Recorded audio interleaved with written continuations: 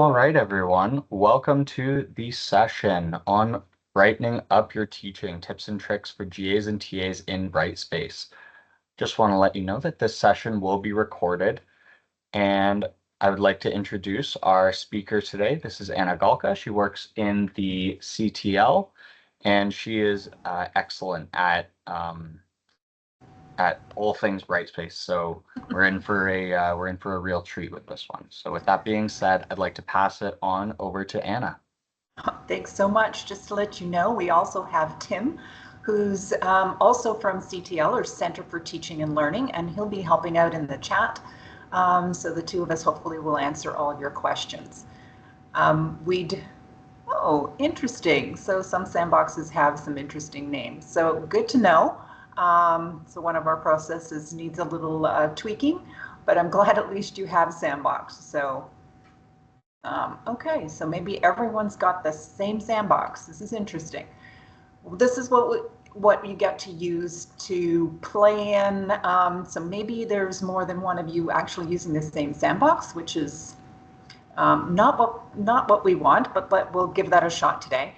And students will never see it. So you get a sandbox to play in, experiment, try things out, so you don't have to worry about messing up the course site if you want to see how something works and try things out. So that's why we're using the sandbox.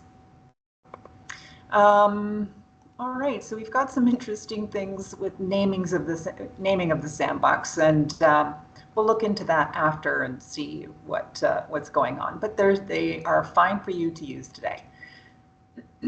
A bit of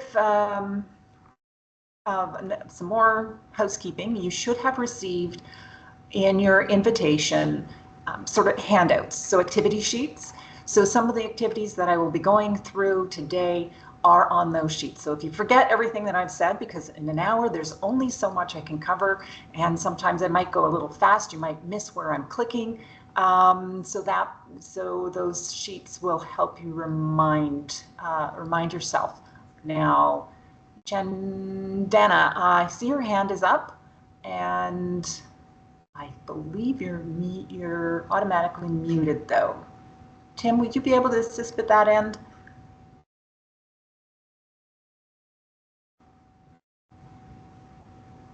In terms of unmuting, oh, Anna? Never mind. I just realized we have new buttons here that I've never noticed before. Yes, unmuting. I can, where'd she go? Actually, she's gone off my screen, so.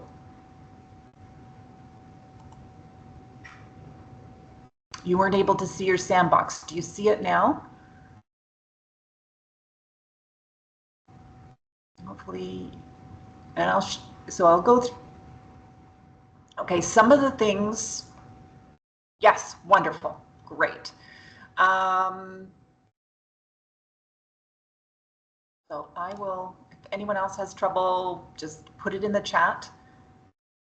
But I do want to start by giving thanks and recognizing that the University of Windsor sits on the traditional territory of the Three Fires Confederacy of First Nations, comprised of the Ojibwa, the Odawa, and the Potawatomi.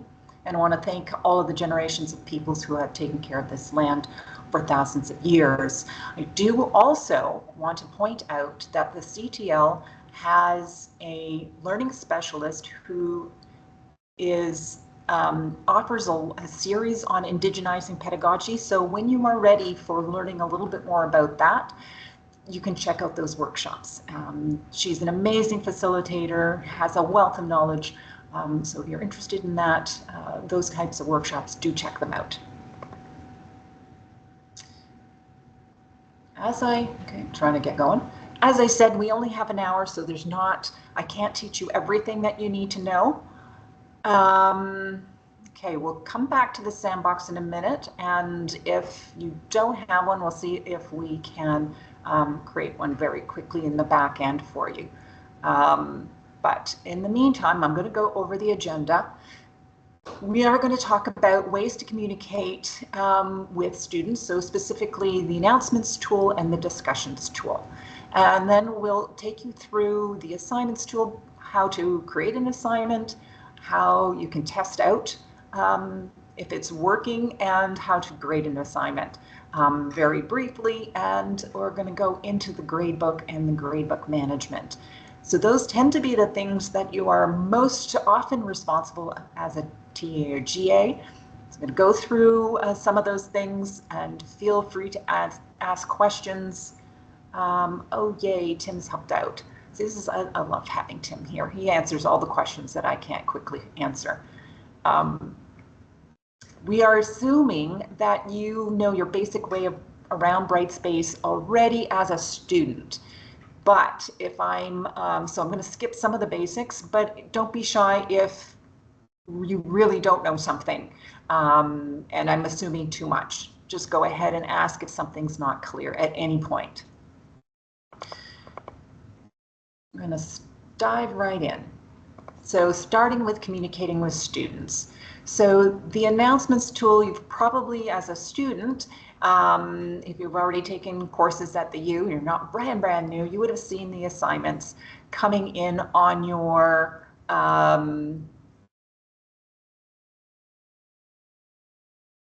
okay, hey, let me just quickly, for those who are having trouble seeing their sandbox, up at the very top, when you are logged in, if you've already been able to log into Brightspace, you will see the 3x3 dots at the very, very top here. If you click on that, hello, this is going to be the indication. You can see all the courses that are listed, and you will see something somewhere in your list that you have a sandbox site. That's probably the easiest way of finding it if you're having trouble.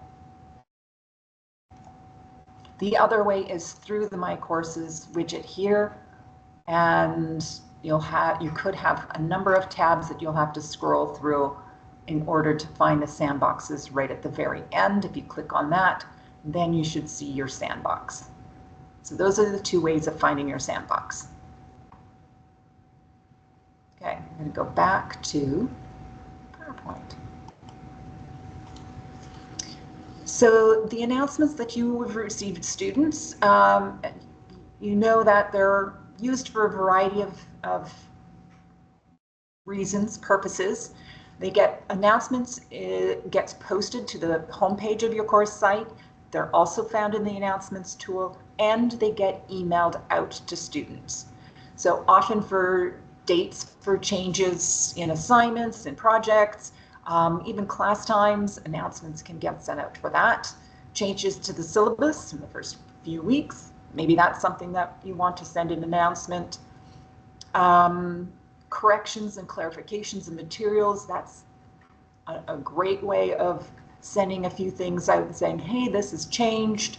When the exam schedule is posted, some information there. And it's a good way to send an introduction to your students. Say, hey, I'm your TA, these are my office hours, this is a little bit about me, or whatever it is that you want to send out. Now, in the announcements tool, and we're going to play around a little bit with it, there's a Brightspace HTML editor.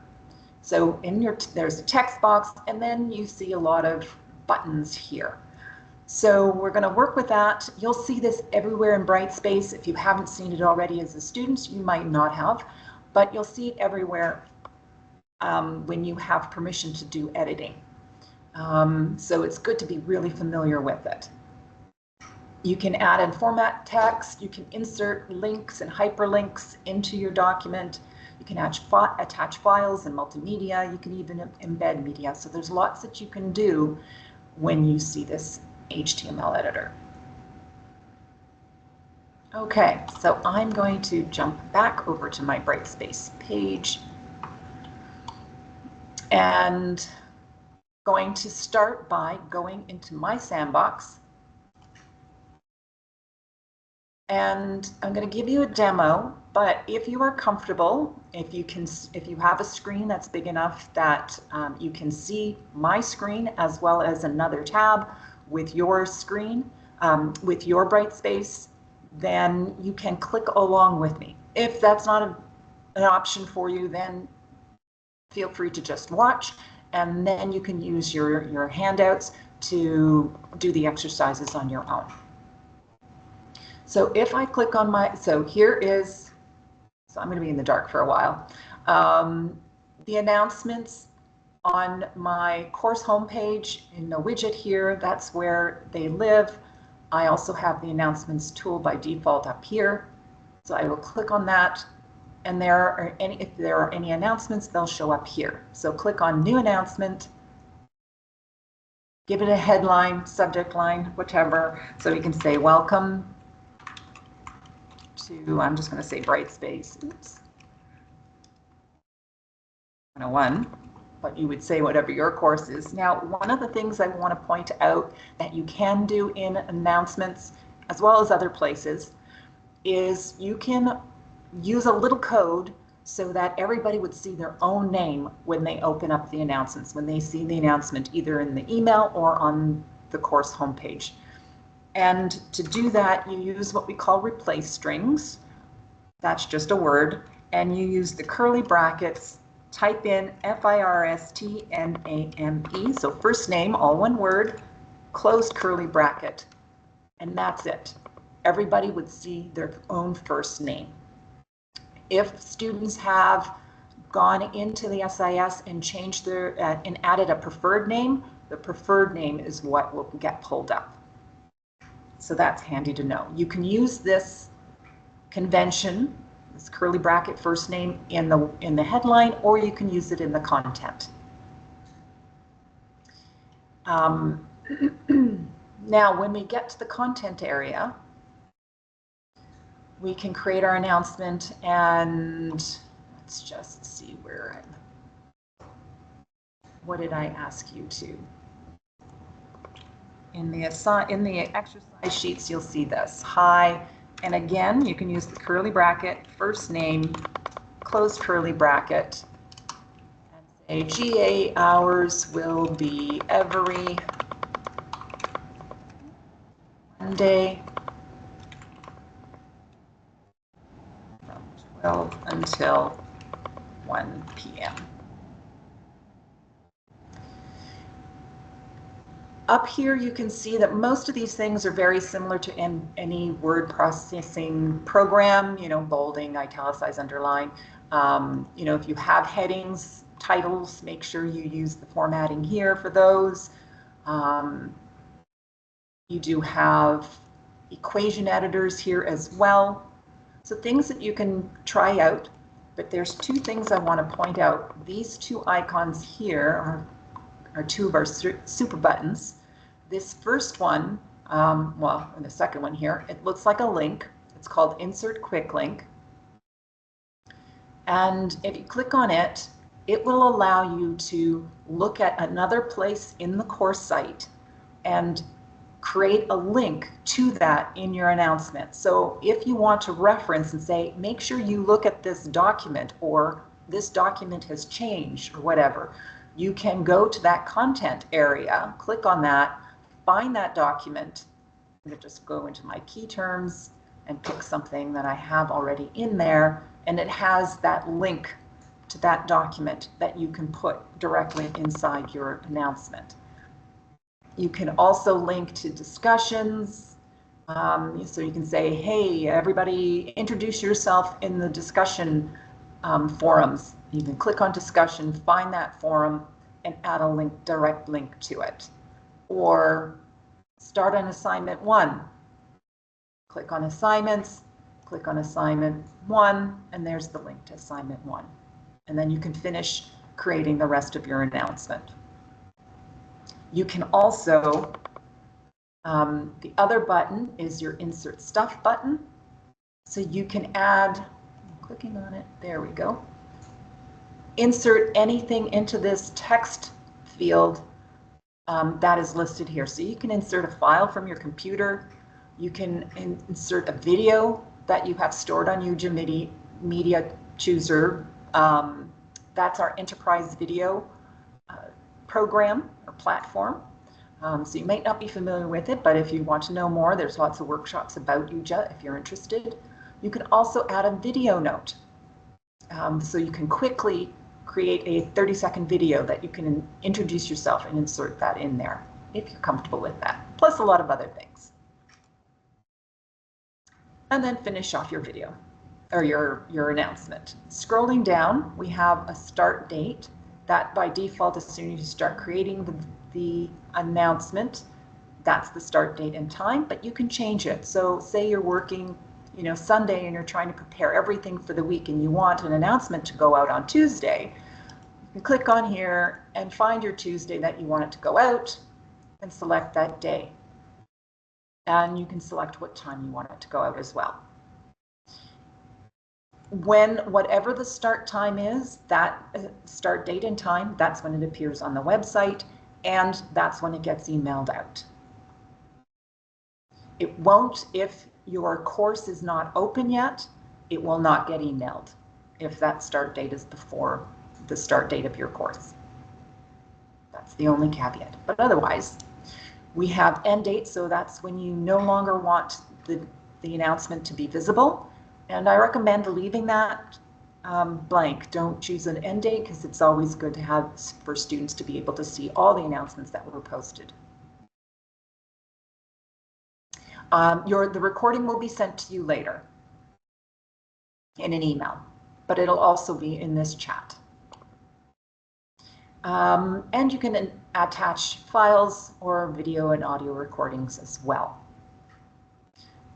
So I'm just going to click either Save Draft or Publish. I'm going to click Publish here. Automatically, this appears in my Announcements tool. There it is with my name. And on my course home, I'm going to click on the course home at the top. It's really taking a long time today. And it'll show up in my announcements. It usually, oh, it's not going to show up. Ha! I picked a date in the future, so it won't show up until that date.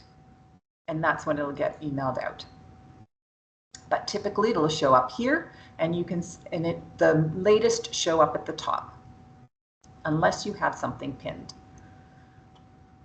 That is generally the announcement. So for those who were still trying to get into their sandbox sites and couldn't click along, hopefully you have the handout, but if you don't, I'm going to bring up the next sheet, the next page. I'm going to give you 3 minutes to actually create and send your own announcement, to give and play with that Brightspace text editor as well. So we have 11:48. I'm going to say 11:51. We'll come back and continue on that. Yes, we can edit an announcement after you posted it. Let me just grab that quickly. If I go back to my announcements tool, I can click in the arrow beside it and click edit. And make any edits you want and then update. If it's a minor edit, then you just update it. If it's major and you want an email to be sent again, then you click this box here, major edit, and another email will be sent out.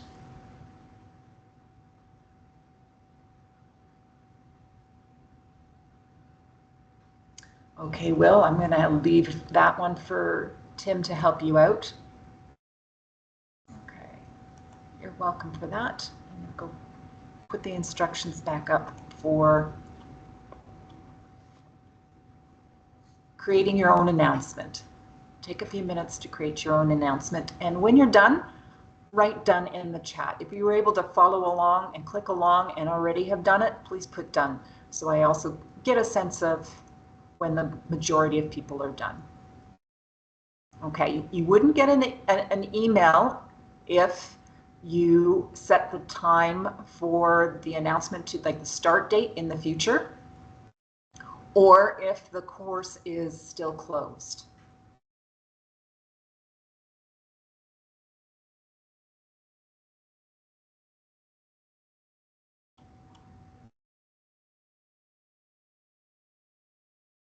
Now, in your sandbox, your course will be open, but it might not be active.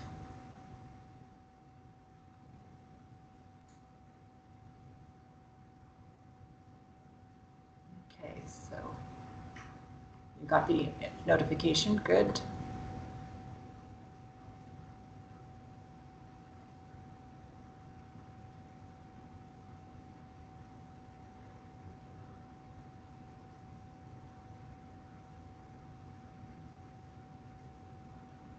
Thanks, Tim.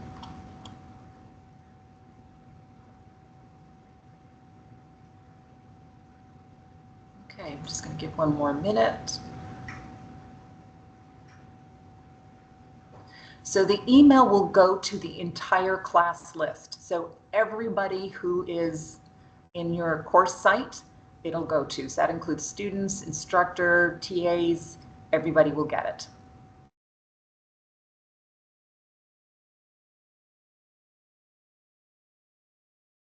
So you should get a copy as well.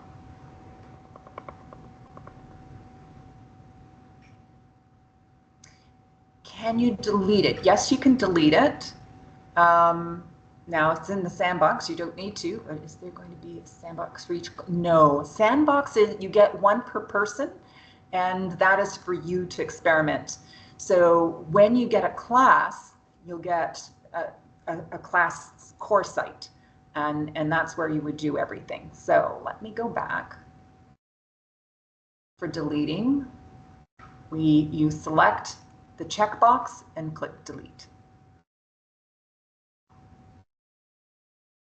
So if an announcement is scheduled for the future, they will get the email on the date that it is to start, whatever start date you set it up. So a few minutes after it goes live, the email will go out. Now, let me just go quickly. I keep saying there's two things, a course start date and a course active. A course, right near the top, you see a course visibility widget. And if this says inactive, email will not go out. It must be active for that email to go.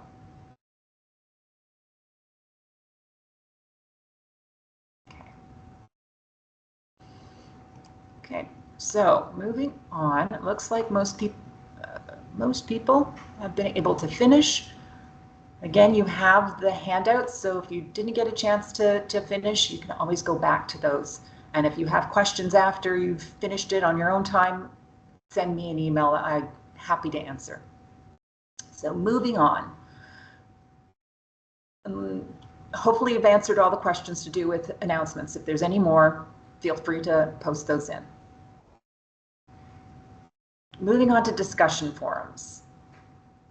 So for those who have seen discussion forums in other situations that are very similar, the one thing with Brightspace, they can be graded so that you can use them as an assessment or not. They're great for engagement if used properly. They can help build a sense of community, and all of you have been students, so you know when that works and when it doesn't work. Great use of it is also a question and answer forum. So if you do have a large class that likes to ask questions, or maybe there are people who are afraid to ask questions in class, giving them a discussion forum, a question and answer place, they may feel more comfortable typing in their question there and getting an answer from either fellow students or from you. So just going back to the announcements, there's a question, is it okay to see your name in the email? It will show your name, especially if we follow that first name in the curly brackets, it's going to show everybody their own name. And that's the purpose of using the curly bracket first name, so that everyone gets their own name shown to them.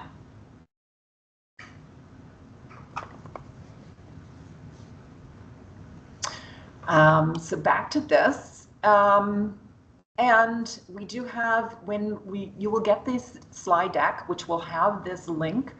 I'm not going to spend time in how to grade discussions. We're just going to work through some of the basics today.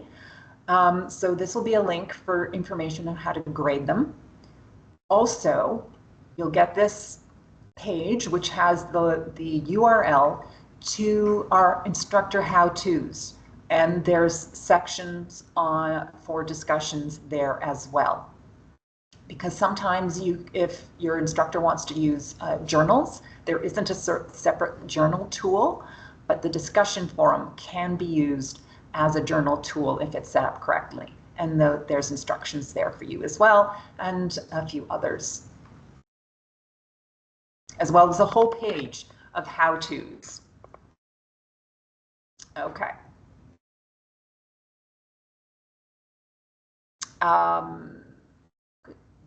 The grade one. I probably can. Nope, I can't from there. Hang on. Actually, I'll give you the link to. Okay, thank you. Everyone's always faster than me when it comes to putting links in the chat, so glad for the help. Bring up my Brightspace site again. Discussions. So by default, you have discussions in your nav bar. So this blue bar is called your nav bar.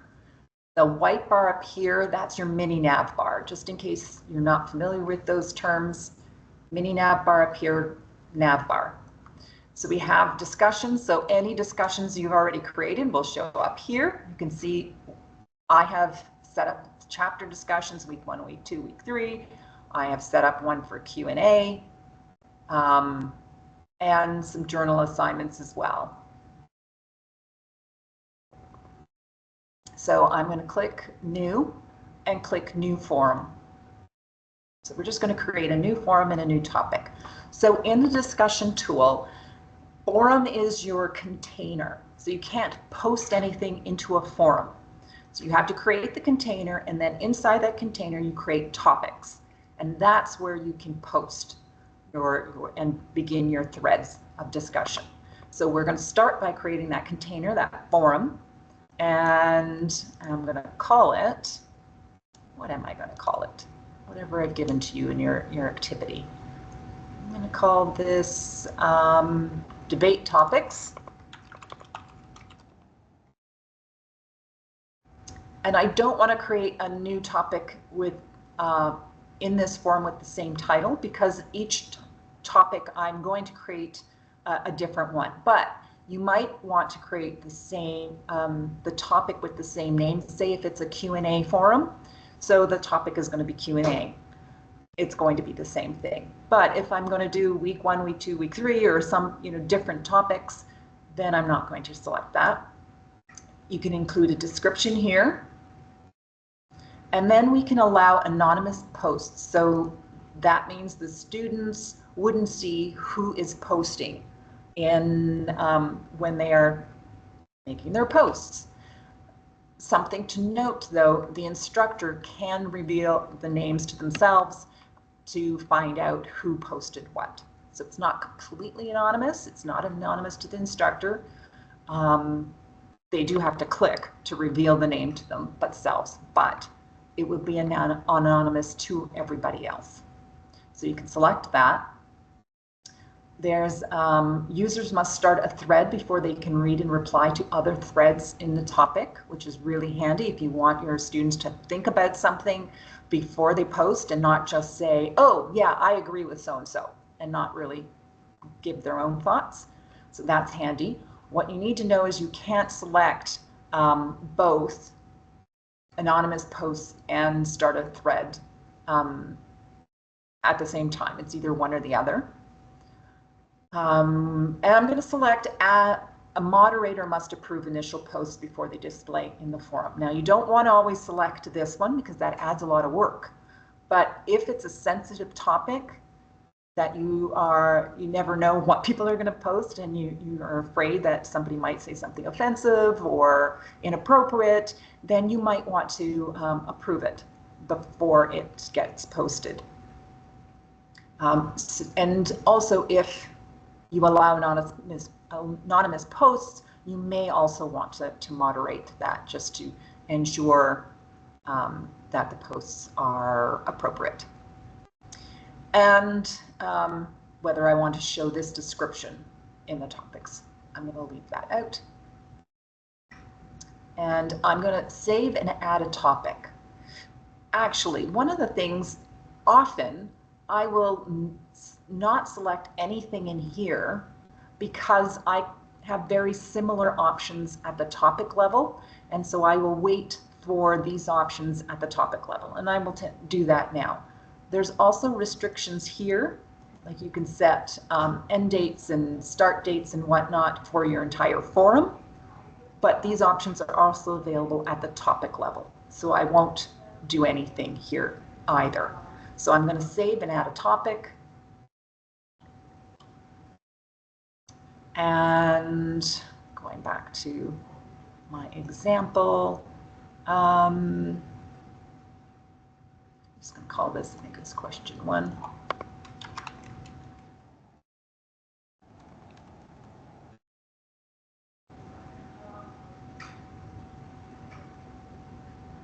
Just going to find my example.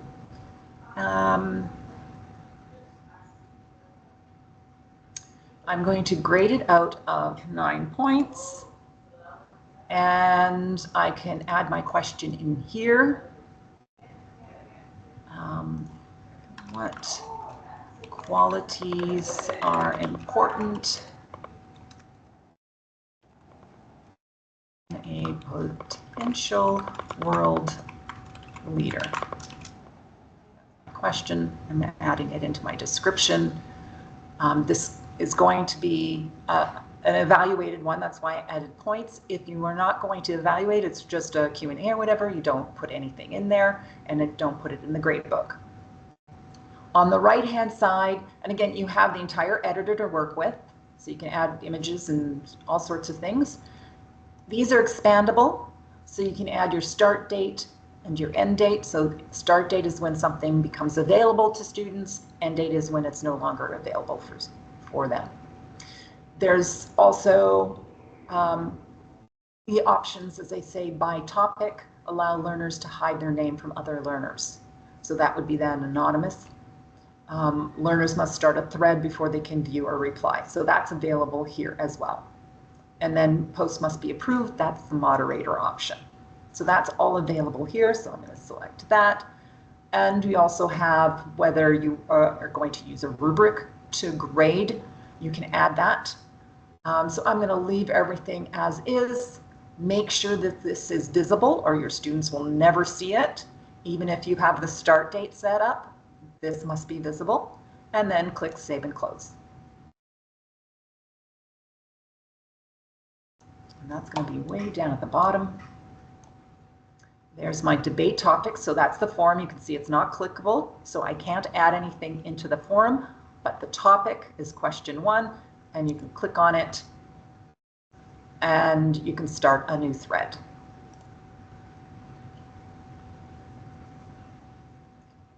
So that is the basics of the discussion forums. Again, I'm not going into how to market. That's another workshop, or the handout that's available to you. Okay. Any questions, though, about discussions? If not, then we'll move on to the assignments tool.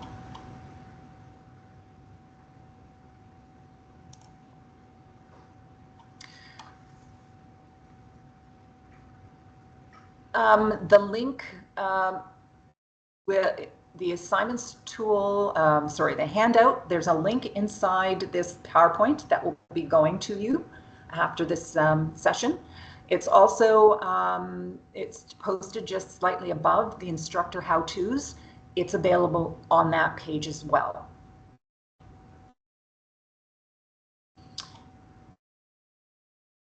So, assignments.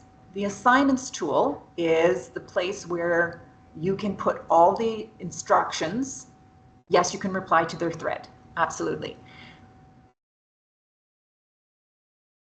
So assignments is a place where you can place all the instructions for an assignment. That's where students will go to submit their files for the assignment submission. So it acts like a sort of a Dropbox. and you can grade their submissions in the assignments tool. So it kind of looks like this, and it'll have a list.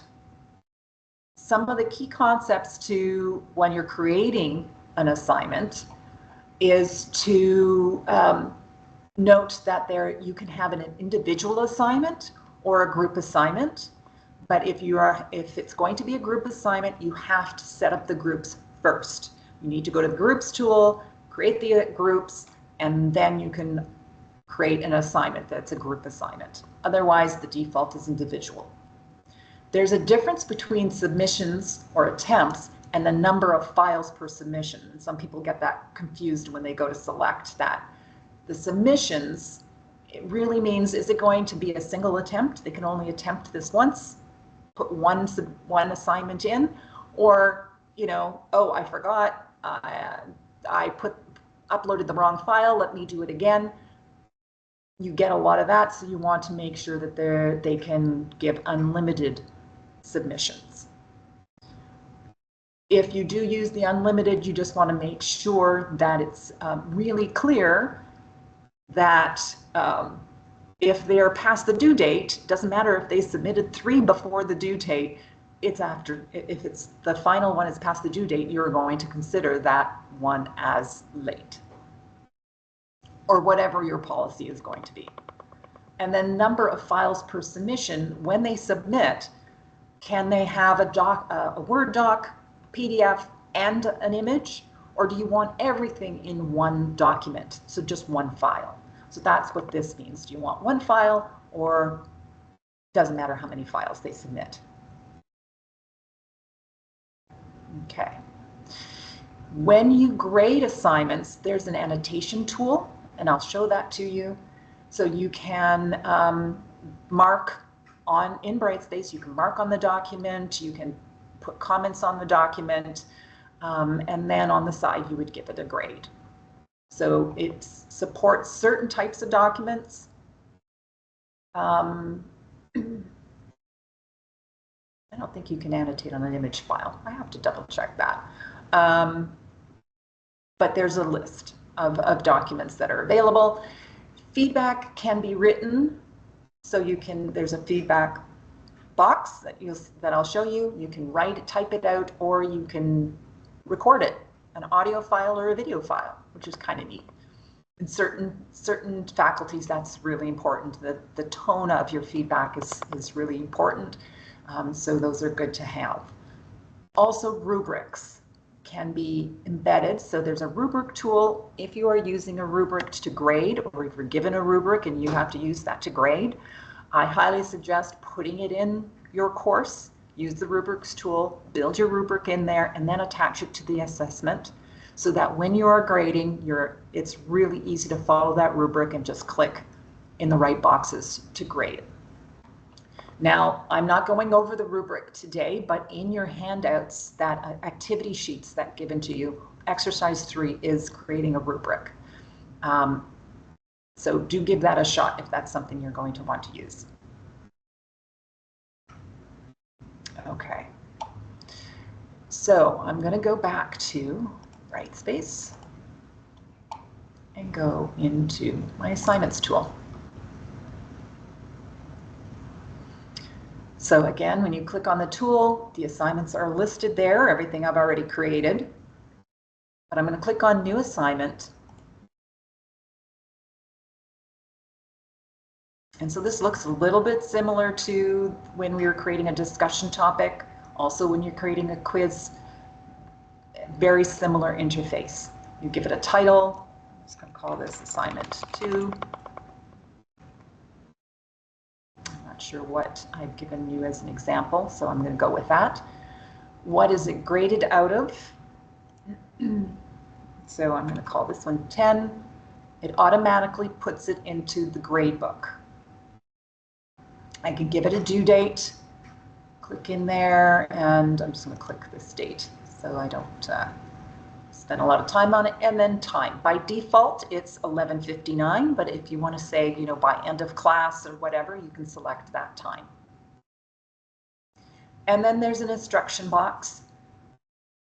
but you can upload a file if you have a file with all the instructions instead.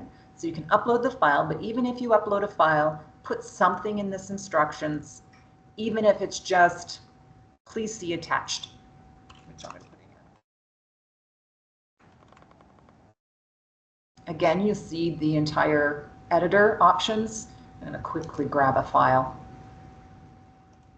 You click, going back. Click on the file upload, go to my computer. You can drag and drop or click upload. And then I have my training doc for upload. There it is. And click add. So there's my attachment. And there's where you could record an audio or video if you wanted for instructions. Then on the right-hand side, these are all expandable. So you can say, you know what, I don't want this to be visible until a certain date and time. You can select that. I'm not going to for now, so that we can actually try doing this as a student. An end date. So the due date is when things are marked as late. The end date is when students can no longer submit.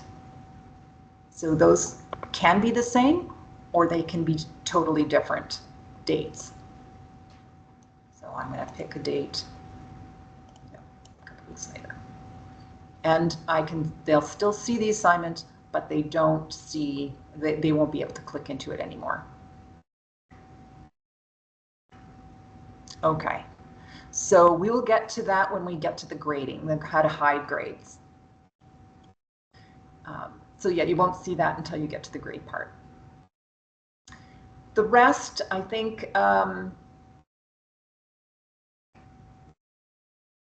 going to leave just the default.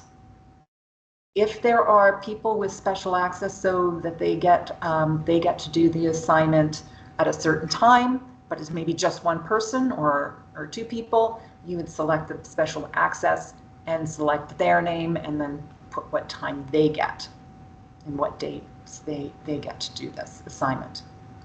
So by default, it's an individual assignment. You will not see the group option until you've created groups, if that is something that you want. I would leave the category. That's only if you have a lot of assignments and you need to organize them. We don't need to do that for the most part. And this is where submission type of assignment. How are the students going to give you the assignment? So typically it's file submission. They upload something, but you can have them just type in a text box. But file is more common.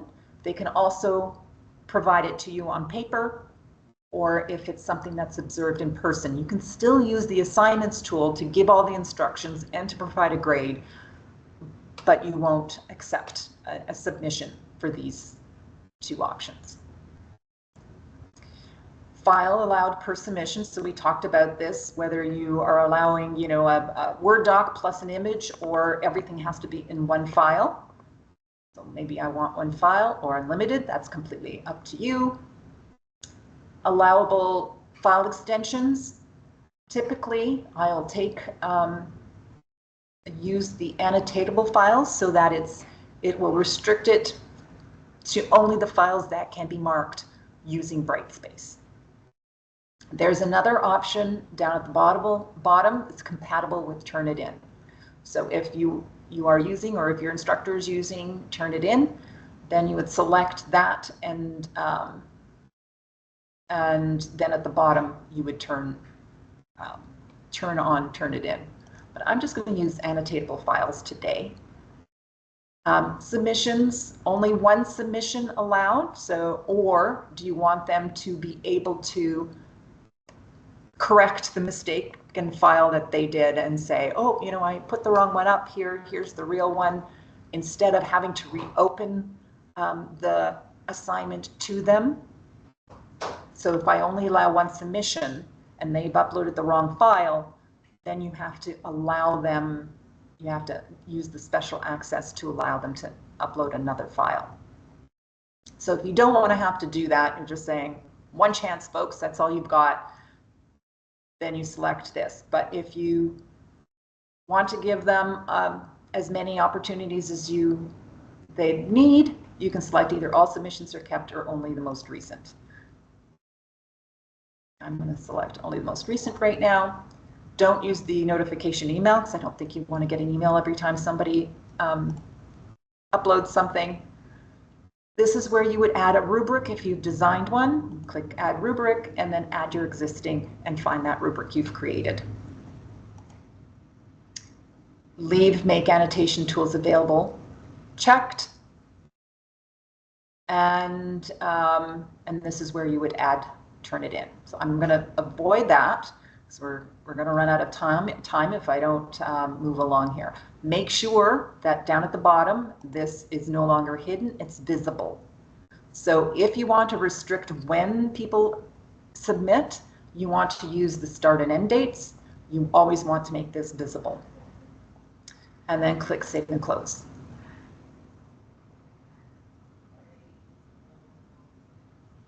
Okay, so if I want to see what this looks like from a student point of view, I can do one of two things. I can click on my name and then view as learner, or a better way to test it out is to the right. Oh, I'm doing assignment 2, sorry.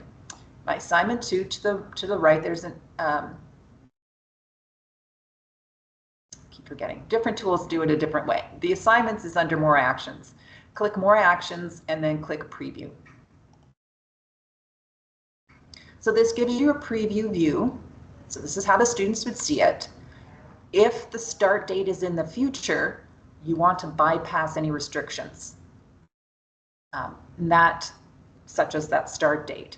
But if you want to see you want to see whether the student can see it or not, you could unselect this and say, oh yeah, the students don't see that yet. Okay, I've set it up correctly. But if I want to actually try submitting it as a student, I'm going to bypass those restrictions, go down to my assignment.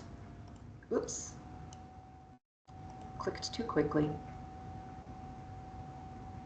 There we go. There's your assignment instructions. There's the file that you've attached. They're going to upload a file. It tells them the allowable extensions, the type of files that they can submit. And I'm going to click add a file. I'm just going to pick a random, you can drag and drop or upload. Random submission here.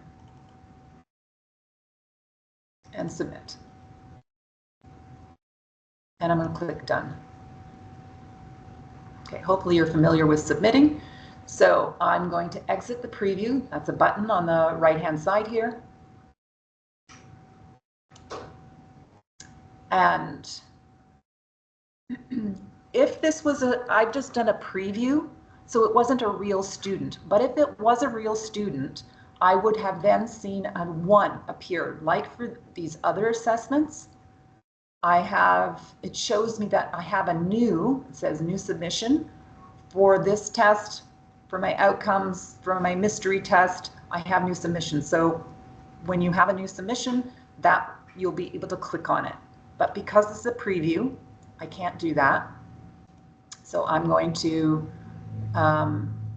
click view submissions from the drop-down arrow here. And I have to go to this show search options, click that, and under submissions, show everyone, I'm selecting users with preview submissions. And then to do a search, you always have to click this magnifying glass. And I know I'm probably going a little fast for some. Oop, it's not showing up. What have I done? Okay, I'm going to click on submissions here. Huh. So it didn't save.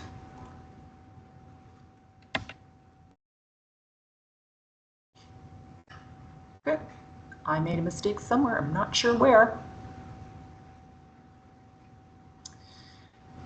So I'm going to do it the other way. I'm going to go up to my name, click view as learner, and do the exact same thing. Go to my assignments, click on my assignment 2, upload, add a file, computer.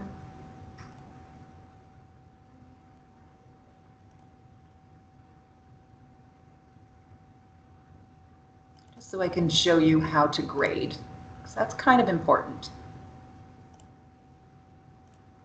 So it's overriding my previous submission. That's all good.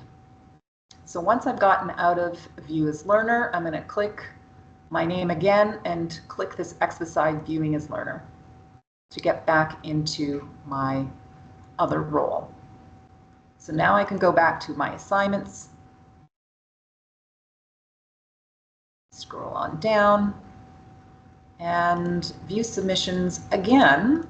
And this time I'm going to go in a different way and click the Submissions tab, and that will show me all the submissions that I've received. And that's one appears here. So this one I've done correctly. So if I click on my submission example, this is how you would grade this student submission. It takes a minute to load. There's not much on my page. It's my Learn Ibsen example. Here are your annotation tools up the top. If you click on this first one, this pen, you've got drawing. Drawing is a freehand drawing tool. I'm going to click on it and then I can draw. There's a freeform highlighter, which I have a real hard time keeping my hand straight enough to do that. So I prefer the text highlighter because it selects individual words. And an eraser to get rid of all of the mistakes that I make. So those are those ones under the pen. And I have a Post-it note that I can design and color and whatever I want, but I can post and say grade point. And then I can say, okay, that's supposed to actually go here, drag and drop it. You can put those throughout your throughout the document. And then this one here, the T with the line, if you want to just add some freeform text.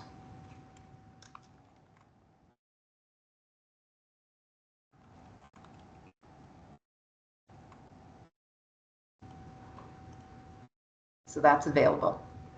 I can move that. Here you've got a line. You can add arrows. So you can use things in conjunction. Maybe I want to put the arrow and put this. And then I can also put a rectangle. So those are available. Your undo button, you can download. Oops, there's my download. But you can choose to download the original or download the one that you've marked up. And then you could change the size, and so you can play with some of those. So those are the annotation, and when you're done that, over here you can click in your grade, whatever you're giving them. Okay, this person's getting 9.5. They really know their lorem ipsum. If you have a rubric, that would show up here, and then you could use that to grade as well. This is where you would include your overall feedback. So any feedback that's not on the document itself.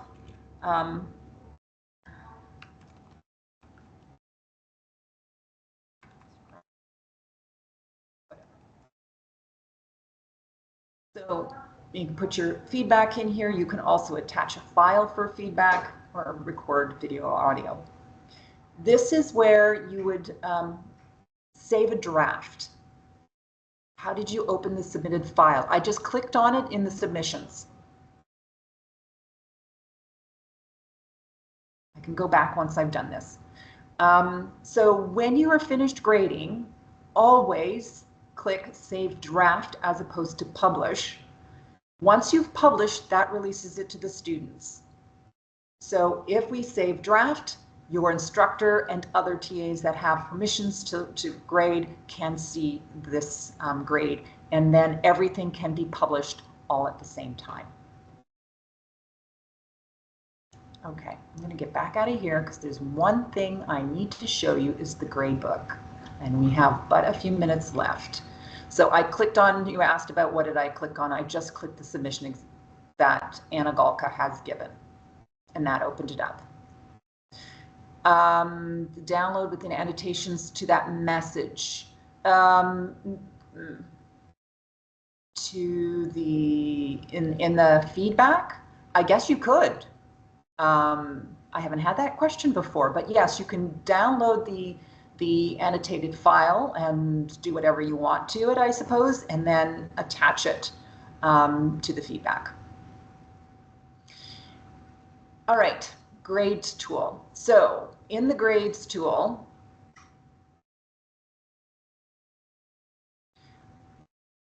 you can, when you click on it the very first time, it's usually going to the setup wizard. And I'm not talking about how to set up all those various things. What I want to show you is how to enter grades or enter an item. If you have an assignment or a quiz or whatever that is being graded on Brightspace, usually that automatically gets put into the gradebook. You saw when I entered a grade, it said add to gradebook. So it adds a column, and when you grade it, the grade automatically goes into the gradebook. But if you're grading papers and then you need to add the grades into the gradebook, that's what I want to show you now. So I'm going to click in the managed grades. So enter grades is where you enter the grades. That's where you see this big spreadsheet. But I'm going to click on manage grades, and I'm going to click new and click new item, and you choose numeric and give it a name. So it could be assignment 3. I'm going to leave most things default for now. What is it being graded out of? So maybe I'm grading it out of 100.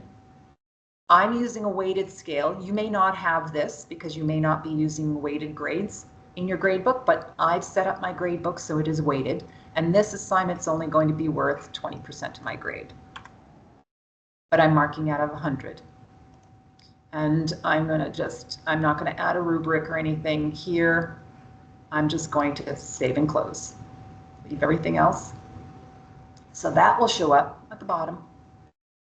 There's my assignment 3. It's numeric. I'm grading it out of 100, and it's worth 20% of my final grade. So this column, I have a lot happening here. Don't let that confuse you. So that's where you add all these columns. I click on enter grades,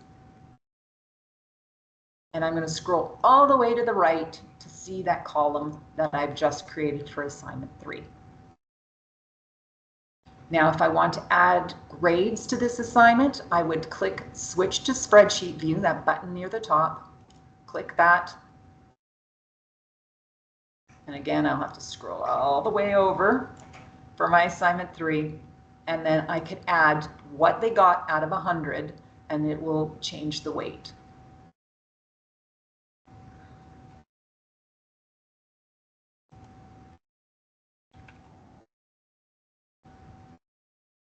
And once you're done, click save at the bottom, because that doesn't save automatically. You have to make sure you save.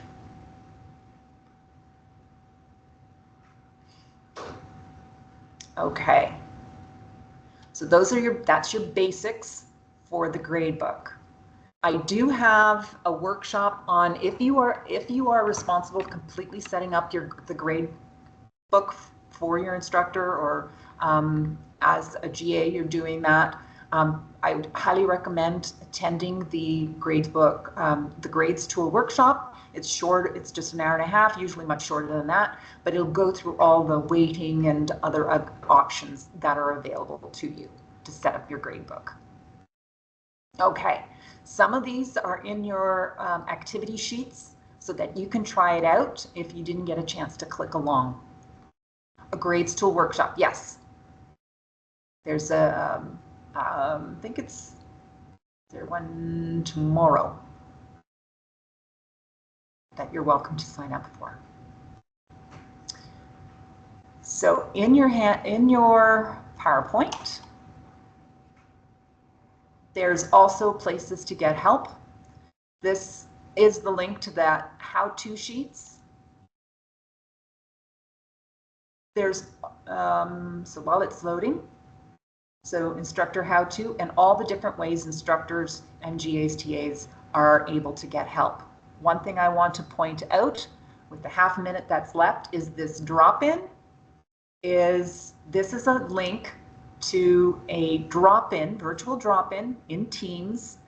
The current hours will always be available on this page, so this might be a place to bookmark.